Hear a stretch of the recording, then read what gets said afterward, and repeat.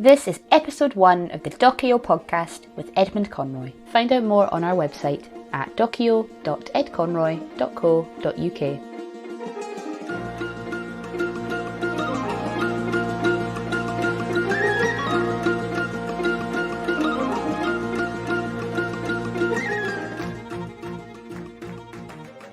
Hello. Hello there. Good morning to you. It's evening for me.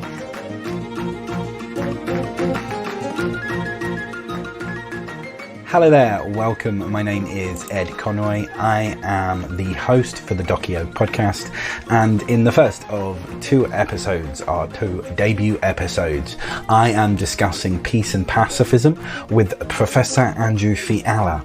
Professor Fiala was former chair of philosophy at Fresno State University in California and is still the director of the university's ethics center. He has also been an associate professor at the University of Wisconsin.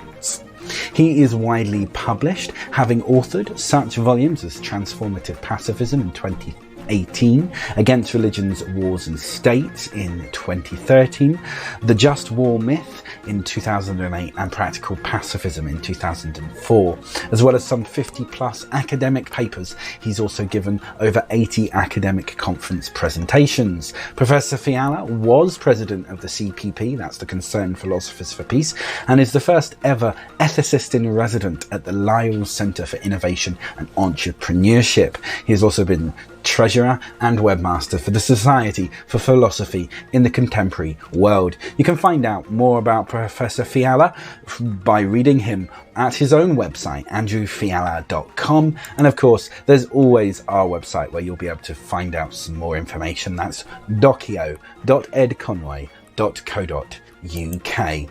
Well, thank you for joining me for the first ever episode of the Docio podcast, and here is part 1 of my conversation with Professor Andrew Fiala. You're based at Fresno State University in California, is that? Yes, that's right. Fresno State. We're in central California, close to the mountains, close to the Sierra Nevada mountains. Okay, and you've written quite widely on the subject of today, which is pacifism and peace, or peace and pacifism. As questions go, I mean, I've got quite a few questions for you today. I hope that they'll be intelligent questions. I have tried to read a little of your work, whether that's journal articles or books. I searched through my university library. I just literally had to type in the phrase philosophy of peace and pacifism, and all your stuff came up. Oh, good. So you'll be pleased to know that the University of Stirling has quite a few of your works, including a couple of your books. You're listening to episode 1 of the Docio podcast with Edmund Conroy and Professor Andrew Fiala. Find us on Twitter at Docio Podcast. One of the big discussions we're going to have really is about war. It is the obvious one. When we're talking about peace, we'll talk about war. And I guess when you're trying to define things, and obviously this is very much an introduction to a lot of people to the philosophy of peace and pacifism, I guess the question I have to start with is, what is war? What is war? Okay, that's a good place to start. Yeah, thank you again for inviting me for this conversation. This whole topic is complicated and difficult, as you know, and the terminology is loose and confusing. So even that question, what is war? That, I mean, we could spend an hour and a half or 5 or a lifetime trying to figure that out exactly. And as you probably know, the word war gets turned into a metaphor. So you can have a war against crime and a war against drugs and a war against racism. So these, this is what philosophers do, is we take concepts, we pull them apart, we dissect them, we try to put them back together, we make arguments.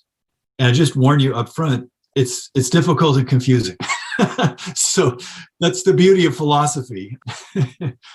And, so like we could start with a preliminary definition of war, which is organized political violence. That's kind of a standard go-to definition. It implies a couple things. It has to be organized, meaning it's not just I can't declare war on you, you can't declare war on me.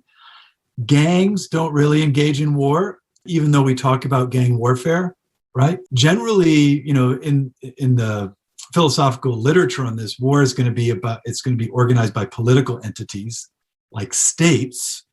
But, there are sub-national groups that could engage in something that seems like war, like an ongoing terrorist campaign. I mean, it's complicated, right? So connected with even the question of political, what counts as political, So, typically it's interstate conflict where we're fighting about borders, about power and influence, sometimes about resources, right? You can imagine wars that erupt over oil wells or access to fisheries or rivers or whatever. But it's even difficult to figure out where to draw the line because, as you know, some people say everything's political. So organized political violence, well, that turns everything into war. And then the violence part, organized political violence, this assumes we know what violence is. Turns out it's very complicated. I mean, there's lots and lots of definitions and conceptual issues with regard to violence. Typically, the paradigm case involves harm, bloodshed, death.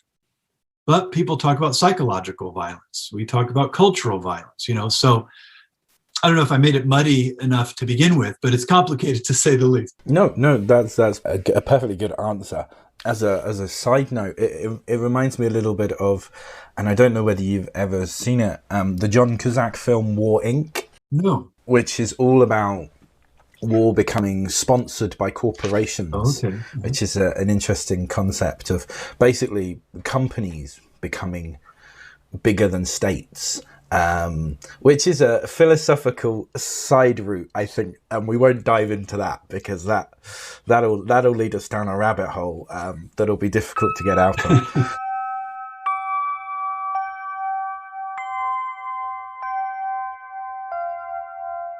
You're listening to episode 1 of the Docio podcast with Edmund Conroy and Professor Andrew Fiala. Find us on Twitter at Docio Podcast.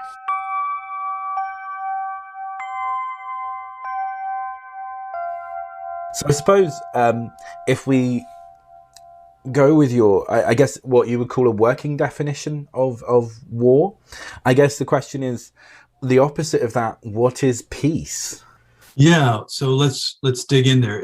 If war is organized political violence, then peace could be, I'm making a joke here, disorganized, non-political, non-violence.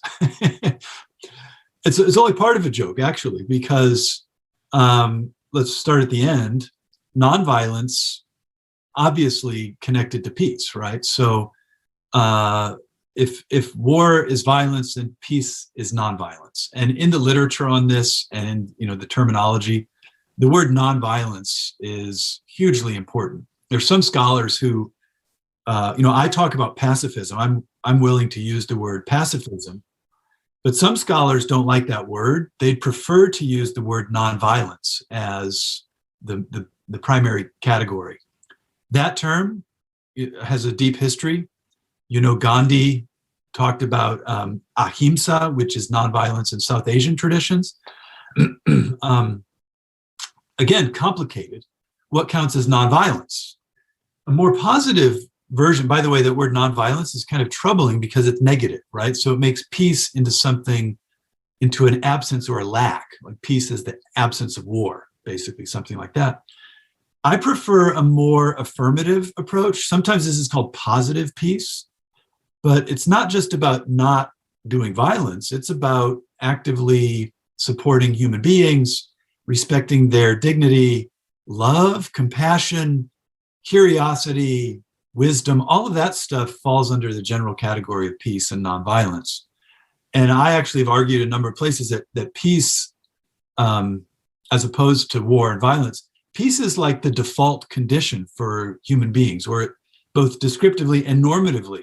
We mostly live in peace most of the time, right? When we do our family life, it's peaceful. When we do social life, it's peaceful. When we're doing science and literature and art, it's peaceful.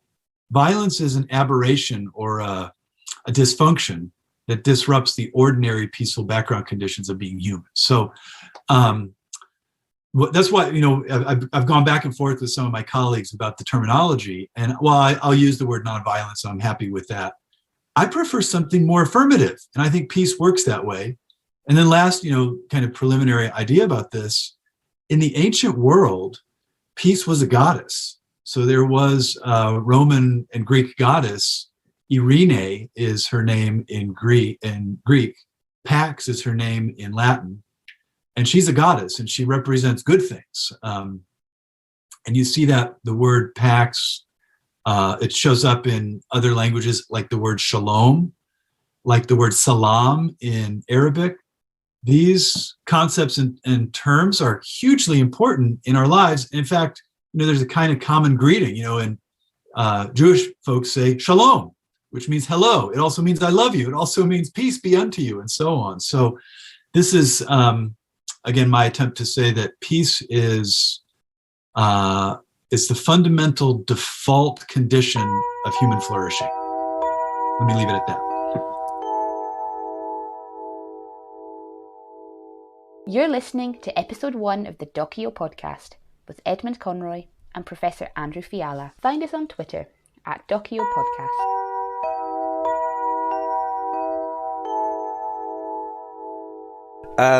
You've kind of already answered this, but I do kind of just want to see if there's more that we can dig out here with the qualities of war and peace, and how do we define those with reference to one another, or can they be described as qualities in their own right? And how far do we push those qualities? I noticed you talked a lot about peace being on default, but I know that some on the more philosophically towards veganism and vegetarianism would argue that humans are violent by nature, therefore when we're violent towards animals, and we should actively not be violent towards animals, which includes not eating them.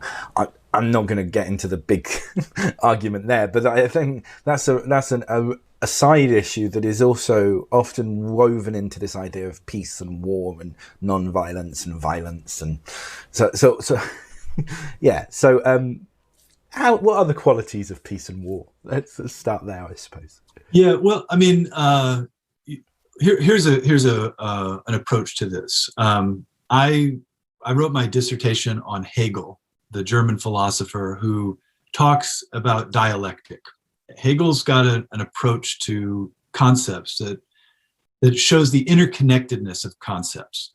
That idea goes all the way back to Plato and Socrates and the Greeks. Dialectic's very important. So with that, put that term on the table, dialectic. What I mean by dialectic is that there's an interplay and an interchange among concepts. You can't just define a concept in isolation by itself. And I think that's where your question is going, that peace is defined in opposition to war, and we understand war in opposition to peace. Obviously true. Just like the terminology violence and nonviolence, right? Nonviolence is literally the negation of violence. So your question is asking, I think, can we define the qualities of peace in isolation without the dialectical entanglement of these other concepts? And it's very, very difficult. And here's one reason it's difficult, is life is just complicated. So like you said, the vegan vegetarian example is huge, right? You cannot live without killing some other being, even if it's plants, beans and cucumbers or whatever. Ultimately, life is a process that involves death, and we all are going to die ourselves. Everything's interconnected. Okay. That being said, what would peace look like as best we can non-dialectically? We could say, again, it's the absence of violence, it's the absence of hate, it's the absence of cruelty, it's the absence of hostility and enmity. We could do those dialectical definitions, but let's bring in some other words that are kind of synonyms for peace. Well, love is one. Love, not possessive love, but sort of Christians would call it agapic love that is like the brotherly love, the God level love. We could bring in a term like compassion. This is more from a Buddhist South Asian tradition, right, where compassion has to extend to all sentient beings. We're concerned about their suffering. In Buddhism, there's this wonderful idea of the 4 immeasurable goods. And these 4 goods include love, compassion, equanimity, which is a little bit strange in that ballpark, and sympathetic joy. I love that idea of sympathetic joy. This is being able to take pleasure in other people's happiness. That's crucial to peace, right? So if there were peace, if peace broke out, we would find ourselves engaged in loving relationships. We would have compassion for the suffering. We would take joy in other people's happiness. And then that equanimity part, this idea of equanimity can be translated into tranquility, serenity. All of those words are other words for peace, right? The Greeks talked a lot about a Greek term ataraxia, which is translated as serenity, also dialectically translated as non-disturbance, right? So again, we run back on this problem, like what is serenity? Well, to be serene is to not be disturbed, and if we get a dialectical problem. We're playing a game of synonyms here now, right? All of these things, compassion, love, etc., they all fall under an umbrella. And I like this idea of how philosophers talk about family resemblance terminology or umbrella terms. Concepts are located and organized like by Venn diagrams, if that makes sense to you, right? They overlap, and synonyms function that way. But it's edifying, right? When we can think of how the synonyms line up, we start to get a picture. Is it perfect? No. Is it dialectical? Yeah, because all on the outside of the connected concepts, there's all the other concepts that those concepts are not. Okay, I'm going to stop. I don't know if I'm confusing you or helping. No, it's fine. I think there's a big tradition. There's a big argument that used to be said a lot against philosophy, was that it never came to any conclusions. And I think being fair about that and saying, yeah, sometimes we don't have a conclusion. We have an ongoing conversation to try and work these things out, because, as you said, they're complicated. So I think you've been helpful, because you've given us a broader picture. You're listening to episode 1 of the Docio podcast with Edmund Conroy and Professor Andrew Fiala. Find us on Twitter at Docio Podcast. So, moving slightly on, still the same kind of topic of war and peace. You wrote, and it was in the introduction, I can't say I've finished the book, I will sit down and do that, but in the introduction to one of your books, you mentioned, and I'm guessing maybe it was more of a mention than a dive into the topic, that living in a peaceful society might give rise to things such as greed. And I suppose we could add in things like corruption and, especially in the West, perhaps we might say entitlement. Whilst warfare has had positive impacts on developments within society. And I guess there's a couple of questions here. Is there a middle ground between war and peace? Do countries that are famously neutral and don't have an army, such as Switzerland, have any benefits that countries such as the UK and US don't have? And yeah, could you just talk about that as a general kind of concept? Yeah, so is there a middle place between peace and war? Let's think about this from the standpoint that I'm going to call consequentialist. So one moral theory, one general approach to thinking about good things and bad things is to think about the consequences they produce. I think that's where you got my remark about that war can produce good outcomes. There are some who will argue, well, obviously, some will say, well, we need war to defend human rights. We need war to defend innocent people from assault, right? Yes, that's probably needed in the world that we live in right now, where there are, people with guns who can maraud us, right? We know that's an issue. But a further point that can be made is war drives technological development. War drives political development. I mean, revolutions stimulate constitutions, right? I mean, there's violence has played a role in the history of civilization for 3,000 years, 5,000 years. I don't know how long we want to trace this back. And then, we build chariots. So now we develop technology, and then we build tanks, and then we build airplanes and radar. And, this technology argument is interesting. What about the goods of peace on the other, consequentialist goods of peace? Well, I think it's entirely possible we can invent airplanes without war.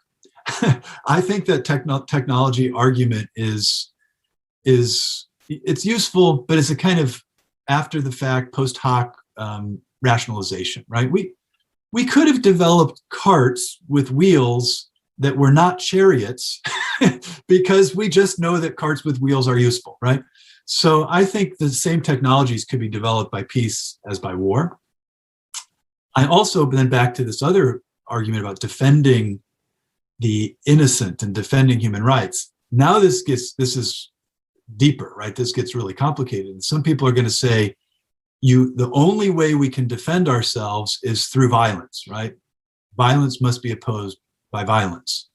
And here is then where you need to study all of the practitioners and advocates of nonviolence. And the problem is that story about violence being used to fight violence is so popular, I don't know how else to describe it, like widespread and popular, that people can't even imagine that you could defend yourself nonviolently.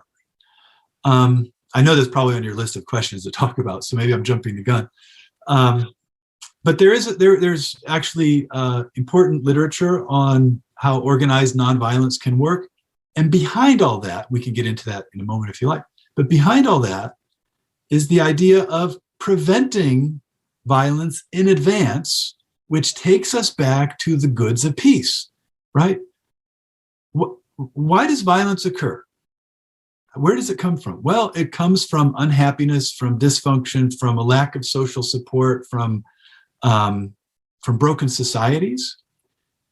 In societies, now I'm going back to Switzerland. I knew I'm rounding about, coming back to where you went with Switzerland. In societies that are peaceful and whole, where people are loved and respected and feel connected, there's less violence. There's data that show this, right? That it's social dysfunction that produces violence, and it's organic, peaceful, communal life that tends to defuse violence. So what are the goods of peace? Like what's the value of it? Well, dialectically, when there's more peace, more love, more harmony, it tends to reduce violence. And it also produces all those social goods that we like: friendship, family, science, literature, poetry, etc. Again, some of that stuff comes from war and violence because there's great poetry that comes out of war. But that's not the ideal. Wouldn't it be better to have poetry that's written that comes out of peace than out of war? I don't know. I'm blathering on here. I'll stop and throw it back over to you. No, I think that's lovely. And I think that's a good way to look at it. Ooh. You've touched on things I was going to raise, and I will raise them again a bit later. Specifically, I think when we come to conversations surrounding just war, the concept of just war. Mm-hmm. You're listening to episode 1 of the Docio podcast with Edmund Conroy and Professor Andrew Fiala. Find us on Twitter at Docio Podcast.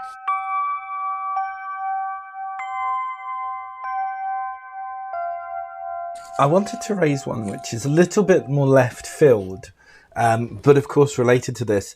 And I'm a theology graduate, so I'm not raising it from the theology perspective on this one.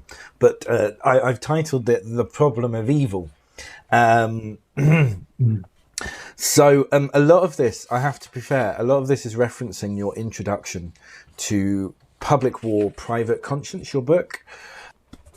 Or you describe acts and perhaps touch on evil as a description of someone or something. But I wondered if we have a universal working definition of evil and or the quality of what it means to be evil. Ed, you have excellent questions. You're digging deep here. Thank you.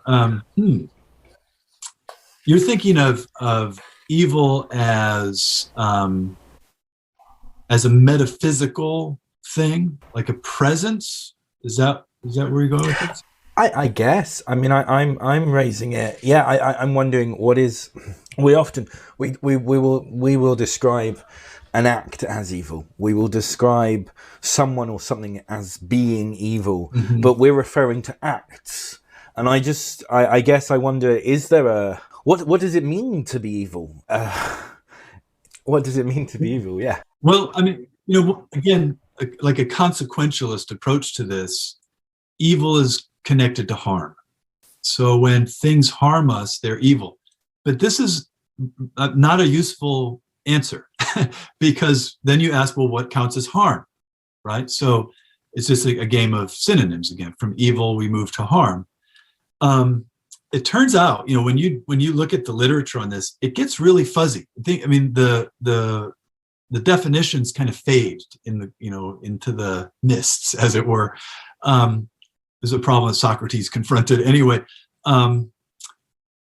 In addition, I think, to harm, and the reason it's difficult to define harm is because not everyone agrees on what is harmful, right? So, think of a real world example, circumcision, for example, right? Some people will say that circumcision is actually good for the male or the female, like cultures practice this. Others will argue that it's harmful, right? So there's cultural relativity in a lot of this.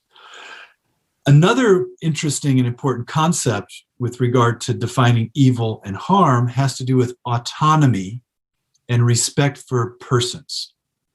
So one could argue that fundamentally the most important thing is a violation of someone's autonomy. This is, I would say, a more deontological approach to this, use philosophical terminology. If our autonomy is being violated, in other words, if we're being harmed against our will, then that is a kind of evil, right? Again, it's only one view. So other people will say, autonomy, who cares? It doesn't matter, right? There's not everyone's on board with the autonomy argument.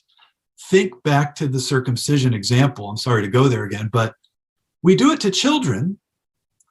So there's no presumption of autonomy, right? Parents make these choices for their children without considering the autonomy of the child. So this happens a lot of the time. Okay. The metaphysical issue, and you know this as a theology student, right? So in the Christian tradition, typically evil is described as a deprivation or a negation or a lack of God. St. Augustine makes this famous claim. And there's a difficult theological problem because if God is good, where the heck does evil come from? Right? Other traditions have different views on this. There's, like a kind of Manichaean, to quote one of the influences on Augustine again, a Manichaean view says that good and evil are sort of co-mutual principles in the universe. And it's always like this yin and yang, to bring in another tradition, between good and evil. Where am I going with this? I'm not sure. But remind me of the question again. I'm just rambling on about good and evil. So, the original question was, do we have a universal working definition of evil and or the quality of what it means to be evil? And I think from your answer, we can kind of say, no, we don't. But we each have our own view on that. And I think that actually kind of leads nicely to our next question.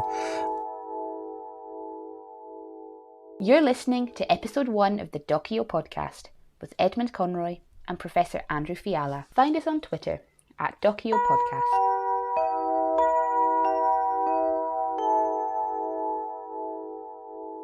Question as a purely logical question, everyone listening will turn off. So,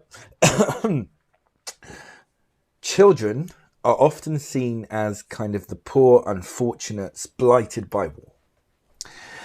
So, do you think that the weight given to arguments surrounding the use and abuse of children in war over and above concerns for the rest of the citizenry is simply based on their youth, their inexperience, their inability to be involved civically in the decisions that lead to and prolong war?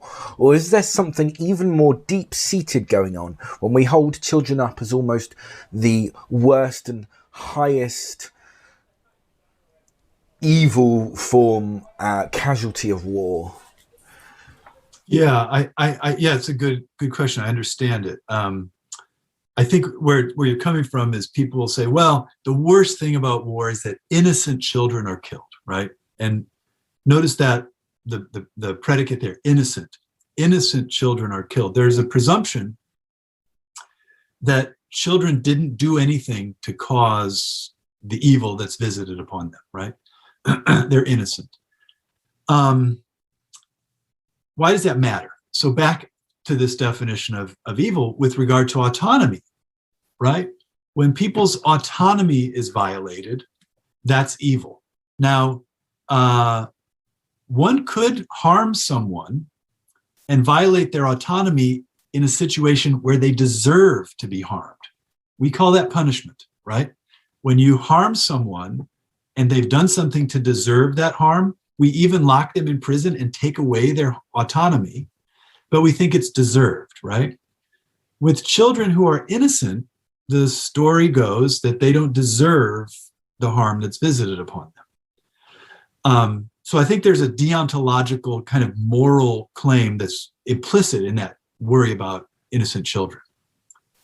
Another approach to this, I would say a more consequentialist approach, is that the kids never got a chance to grow up and be happy. So it's about their youth. It's about the fact that, you know, when a 5-year-old dies, it seems much more tragic than when a 55-year-old dies. And this has to do with a consequentialist measurement of the value of life. Again, not everyone will necessarily want to go in this direction, because you could say, well, you know, if that 55-year-old is Albert Einstein or whatever, it's a deep tragedy. You know, if it's Mozart, it's a tragedy. But generally, I think the reason children are brought into the argument is it's because they have a whole life to live that's been taken away. And it's, furthermore, it's not just about life, bare existence. It's about the goods of life that are lost, right? So this is another problem with war. It not only does it kill people, but it maims them. It leaves them psychologically scarred and damaged. It destroys the infrastructure and families and schools and economies that support robust, flourishing life, right? So I think, you know, people throw that, well, what about the innocent children? They're thinking all of that, right? That even if they survive the war, they're going to be suffering from traumatic, you know, post-traumatic stress, and their schools will be destroyed, and the environment will be left polluted, and so on and so forth. Is that helping a little bit with your question? Yeah. I mean, it is a question. I would probably have thought along the same lines, probably not quite as deep as you have, but it's a question worth asking. You're listening to episode 1 of the Docio podcast with Edmund Conroy and Professor Andrew Fiala. Find us on Twitter at Docio podcast. This next question, again, it's our culture, or the UK culture, I assume in some respects, Western culture in general, including the US, has certain questions that aren't asked a lot. One is, why do we hold children up to such a pedestal? We wouldn't ask that question. It's just assumed, you know, to a degree. This next one is another one of those questions that as Western societies, we perhaps don't ask enough. I am going to start by saying this question involves me mentioning, although I don't think I've actually written this. Oh, yes, I do. Reuters news agency, which has a very specific position on this. So, you talk somewhat in your preface on Public War, Private Conscience about terrorists. Now, from a Western perspective, we can often come under criticism for using that word to describe others. Generally, it is others. It is not of our national boundaries. We would rarely describe those the same. We'd rarely describe people within our boundaries, within our national boundaries as being terrorists, those from within. It's usually from without. So from a journalistic perspective, I'm quite persuaded by Reuters' argument. Reuters news agency says that when we're reporting news, we shouldn't describe, as journalists, we shouldn't describe someone as a terrorist or even events as terrorist events. Essentially, to take the adage, one man's terrorist is another man's war hero or freedom fighter. So how do we reconcile this in our language and our thought, especially when we begin to ask questions about Western imperialism and how what we might call something a terrorist could indeed be considered a legitimate act of protest? Now, I am not saying that I agree that they can be viewed that way, but I think of the Troubles in Northern Ireland as a classic example, and historically what is now the Republic of Ireland as well. So the heroes of the Republic today were labelled as terrorists and agitators by the ruling elite of the time. And I actually think there's a very funny story, because I was on holiday in Dublin a good few years ago, before all of coronavirus and before my children were born. Which is a key element, because you don't go on holiday when you've got children. And there's a story that was told to me by two ladies in Dublin while we were sitting in a cafe, my wife and I. And there's the story of the thing called the Spire, or the Monument of Light, in Dublin's O'Connell Street. And what happened was, there used to be a statue of Nelson, or the Pillar of Nelson, there. And in 1966, the Irish Republican Army went in and tried to blow it up. And they didn't do terrible much damage, or at least they damaged the pillar of Nelson, but not any other damage. Then the army came in and had to perform a controlled explosion to bring the rest of this pillar down. So the story goes that the army did more damage to the rest of O'Connell Street than the IRA did. So it's a bit of a digression. I like the story because I just think it's kind of funny. You know, in that context, who's the terrorist, who's the army? But my question is, people such as James Connolly and Joseph Plunkett, whose wife, I don't know whether you'll know this, but Grace Gifford, the wife of Joseph Plunkett, was the subject of a very famous song. These guys are heroes in Ireland today. But I think perspective helps us. To the British, the Easter Rising of 1916, which included the taking over of Dublin's General Post Office, was criminal. It was an act of terror. Connolly was executed sitting down in a Kilmainham jail by a firing squad. He was sitting as he hadn't recovered from his wounds, and Plunkett died hours just before his execution in his prison cell. Plunkett was a journalist.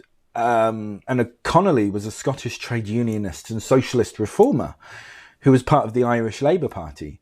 So the question is, are people ever actually terrorists, or is it just a case of perspective? Is it wrong to call those who rage against kind of the tyranny of the nation state as terrorists? Yeah, no. That's a long way of saying, you know, are we using the word terrorist too lightly, I guess? Yeah, no, great. That's a great question. You know, I think you're right. I think Reuters is onto something there, that we can't use that term lightly, right? It needs to be used with care, and always with the recognition, as you just suggested, that perspective matters, right? One person's terrorist, another person's freedom fighter. You know, you've heard that a million times. There's some truth to that. And yet I don't think the word's useless, right? So if we can be careful with it, then we could use it. So let me try to give a definition that's careful, and then say why the peace, nonviolence, pacifist position will argue against terrorism in any case, right? Whether it's by the state or by non-state actors. So, like a typical definition of terrorism that you see this, like law enforcement will use this kind of definition, that it's random. I think that's got to be part of it. Random violence, so violence again, that has a political tone to it or aim to influence political events. Now, I think those three things, it's random, it's political, and it's violent, that already makes it complicated to figure out exactly what counts, because your example of the statue, blowing up a statue, is that violent? You know, I mean, if no humans are harmed, it's only quasi-violent in a sense. I mean, these some anarchists show up to protest, and they break windows of a Starbucks or a Burger King or whatever. Is breaking a window violent? It's an interesting and very complicated question there. Some of the people that break things, there's no political agenda whatsoever, right? So I actually know some of these people. I've in another life, I knew some of the kind of skateboarder, kind of punk rock folks, and it was this sort of a glee in breaking things without a political agenda. Is that terrorism? Well, not according to that definition. It's not politically motivated, right? And then the random nature of it also is very important, because, you hesitate to bring this up, but assassination is not really terrorism, right? That's a targeted act of political violence aimed at a particular person, with the idea that that person is responsible for something politically, right? That is different. Targeted assassination is different from blowing up a bus. A random kind of violence you could imagine occurs in Israel or wherever, right? And I think what happens is the word terrorism just gets applied to all cases, right? Well, the vandal who, breaking the windows at Starbucks, that's terrorism. And the assassin, that's terrorism. And it basically becomes a term to describe those we don't like. Do we not have an issue with the use of random here? And I say that loosely, but I'm thinking of an event in American history, but we'll come to that in just a second. But this use of random, if an event is planned in advance, it's never truly random. Yeah. So, we'll bring up the big incident of 9/11, terrible events. The people who planned it knew it was happening. Is that random? I guess from the victim's perspective, it is.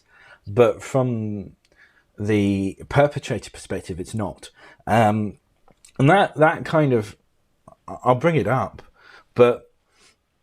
and this is interstate violence. The Bay of Pigs in American history, was that not America acting as a terrorist obviously it was for political reasons, and I don't want to dig too much into it, but you know what I mean? This use of random, from American perspective, no. From Castro perspective, yes. Do you get what I'm saying? I hear you on this. It's again, we got a problem of perspective and relativism, that what appears to be random to one party may not be from the other perspective, right? So go back to 9/11 as an interesting example. The World Trade Center, these two buildings were targeted. Is that random? Well, it could have been that's just a target of opportunity, right? The easiest building to fly a plane into in New York City were those buildings. They were the tallest buildings, right? But they're the World Trade Center, right? So this is a symbol of capitalism and global power, and Al-Qaeda has problems with global capitalism in the hands of Americans living in New York City, right? So, again, it depends on a matter of perspective. So let's think of a different example. I'm thinking of the breaking of windows at protests, right? Some of these skateboard punks, they target Starbucks not at random. They're opposed to global capitalism and the Starbucks, Starbucks everywhere, including in, gentrification, gentrified neighborhood, they're targeting Starbucks deliberately. There are others who say, break any window you can find. Doesn't matter whether it's Starbucks or a Black-owned business or a gay and lesbian friendly, but you know what I mean? They're going to break anything. So, I think you're exactly right. This is this term itself also very, very complicated and heavily politicized, right? So one side is going to accuse the other of being a terrorist. And then let's go to like a really gruesome and paradigm example of state terrorism. The Bay of Pigs is an interesting one, but terror bombing used by United States and American allies in many, many wars, the war in Europe, the war against Japan, the Vietnam War, where the purpose of the bombing is to just kill as many people as possible in cities in order to destroy the will of the enemy to fight, right? It's in a sense random, right? You just drop bombs on cities. It's not targeted. You're not targeting military installations. You're not targeting soldiers. You're just trying to kill people. I think that counts as a kind of terrorism under that definition. It's now, of course, the mainstream doesn't accept that definition, right? And so we go, right? So it's, again, a problem of perspective and so on. But I believe, and I think you were pointing in this direction too, I think that states can commit terrorism. So it's not only non-state actors who can act as terrorists, states can also do this. And then back to my main thrust about peace and nonviolence, you see the problem, right? I mean, wouldn't it be better to solve our differences without terror bombing, without blowing up buses and so on? Yeah, I agree. You're listening to episode 1 of the Docio podcast with Edmund Conroy and Professor Andrew Fiala. Find us on Twitter at Docio Podcast. This is a questionnaire that I ask everyone at the end. It's based on James Lipton's Inside the Actors Studio questionnaire, which of course is based on Bernard Pivot's Apostrophes, I think was the name of the TV show in France, which was based on a guy called Marcel something in the 1800s. So it's a group of 10 questions. I've slightly edited them because I think James Lipton's were a little bit rude and he was asking actors. But these are the questions that I have. What is your favourite word? Favorite word? Yeah. At the moment, compassion. What makes you saddest? Unjustified suffering. What sound or noise do you love? Jazz music. What is your favourite curse word? Favorite curse word? Wow. Well, I guess the F word. It's so useful. What profession other than your own would you like to attempt? Yeah, a musician. Music. This was episode 1 of the Docio podcast, hosted by Edmund Conroy, interviewing Professor Andrew Fiala. Find us on Twitter at Docio Podcast or on our website at docio.edconroy.co.uk. And please don't forget to subscribe using your favourite podcast listening platform.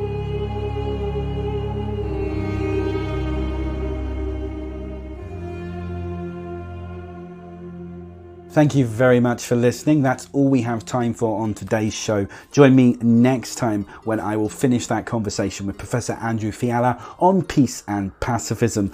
I've been Ed Conroy and this is the Docio podcast. Have a great rest of your week.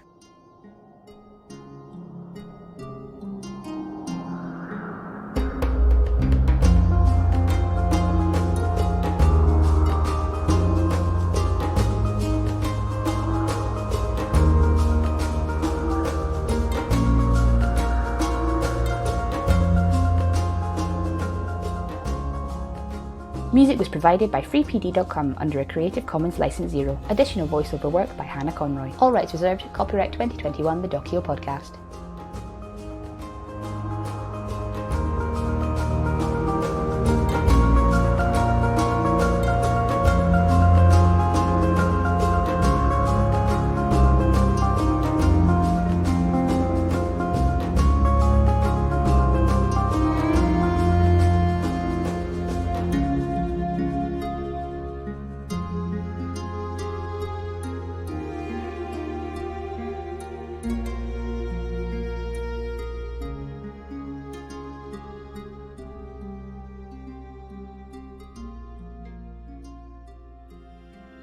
If you would like to support the Docio podcast, then please visit our website shop to purchase merchandise, or visit patreon.com/Docio to financially subscribe to the podcast. Your contribution alone could help the podcast make many more episodes.